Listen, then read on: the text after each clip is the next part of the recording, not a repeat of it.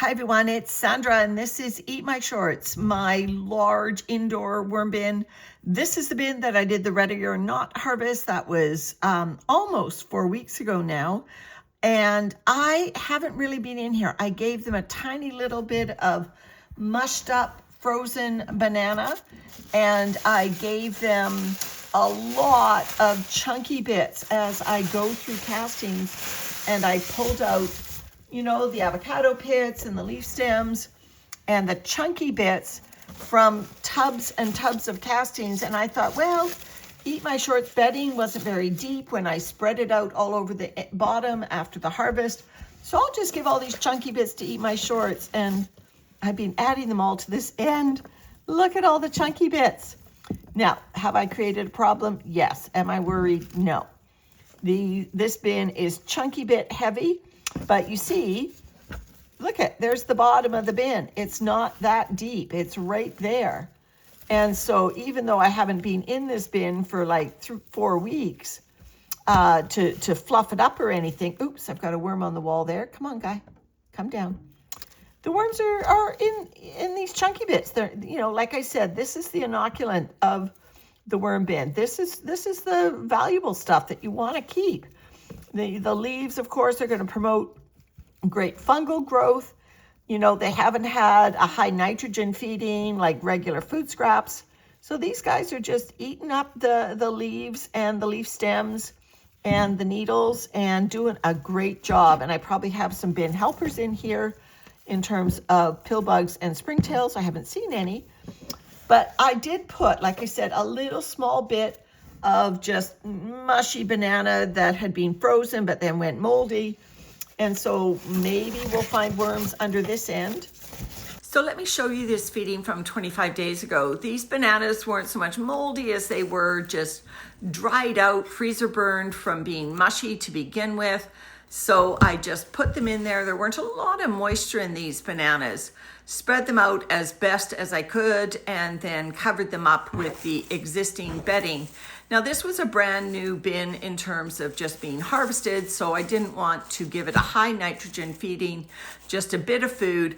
And so I didn't want to go overboard. And so right up to today, all I've given them since this little bit of banana are those chunky bits. So let's take a look. You can see how much higher, or maybe you can see how much higher the chunky end is, because this is where I've just, as I've cleaned out castings, I've put chunky bits. So this is just that bin liner to retain some moisture. And yeah, that's where I put the banana. Now that was at least 3 weeks ago, so it'll be long gone. And yeah, lots of nice moist material in its place. And lots of worms huddled under the masses. Okay, so what is my plan for today? Well, I knew I had all this chunky material and I didn't have a lot of other bedding. We have no shredded cardboard at the moment because we are moving. We're trying to move. So all our cardboard is being saved for cardboard boxes, but I did manage to grab a food box that I'm going to use today. So I'm giving a total bin stir. The finer stuff, is starting to accumulate. Like I said, it's been 4 weeks since the harvest. There's my little bin helper on the wall. One little pill bug. I probably have more. And look at the lovely fine stuff already starting to accumulate in here. That's great. So I'm stirring all this up. And what I'm going to do is something that normally you don't do, which is feed all over the bin.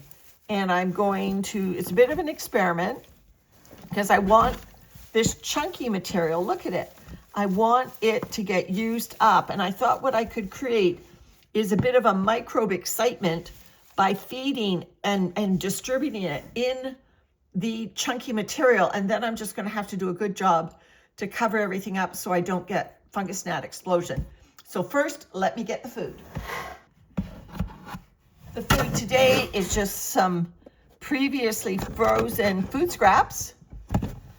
And so it's being pulverized. You can see some onion peel there, some carrot peel.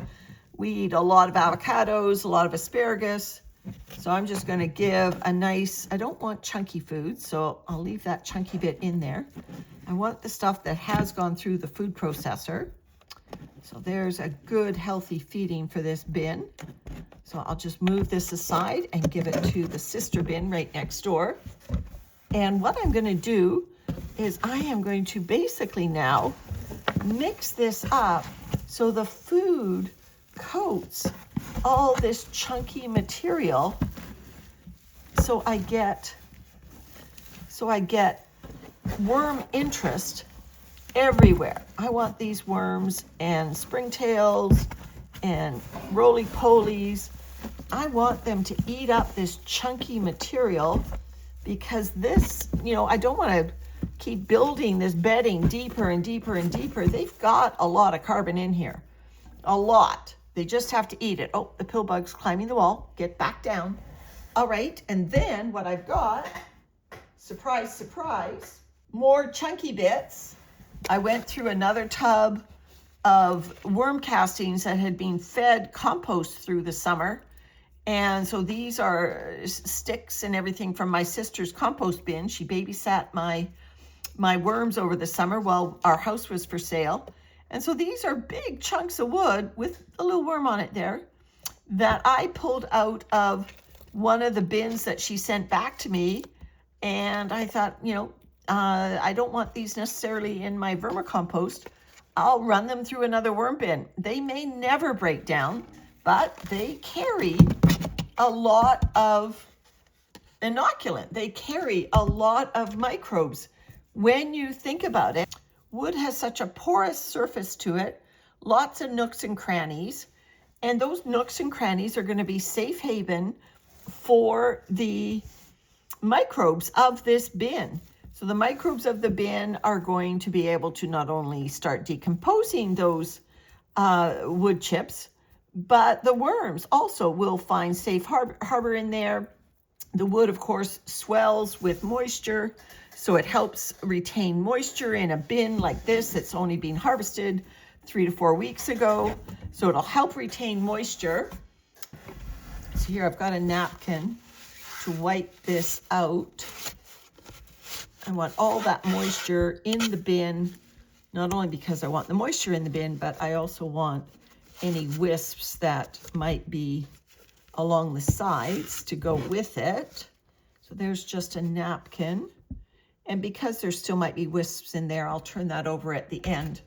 But anyway, so wood is a great anchor for your bin to hold on to the microbes, to give continuity from generation to generation as you harvest. And so are all these other things like avocado pits and avocado peels. The fact that they don't go out to your garden after just one cycle in a worm bin, that is not a problem. I think it's an advantage. It gives great continuity. And just, I guess this piece of cardboard I got from the food isn't that big to cover the whole bin. That's okay. I'll cover it partly with that. Then I've got this road trip napkin here. So between the two of these, hopefully I've covered up all the food scraps. I did dump some more chunky bit in the middle there. So again, you want to, do a good job stopping the escape of any attractant to fungus gnats and fruit flies. So there you go. I've also got this old piece of plastic that may very well have worms on it. Yeah, I can see little wisps and stuff. So I'll put those over here. They'll find their way out. That plastic is a nice moisture retention as well for a new bin. Relatively new, 4 weeks. And then there's the old Amazon mailer, gradually disappearing. Like I said, we can't feed Amazon boxes at the moment, so it's mailers only. So when I check back, we'll see whether we have a fungus gnat problem, feeding all over, like mixing up like that. Eat My Shorts has a lot of chunky material to go through, but I think the worms, now that the food is tumbled up in there, I think the worms will get onto it.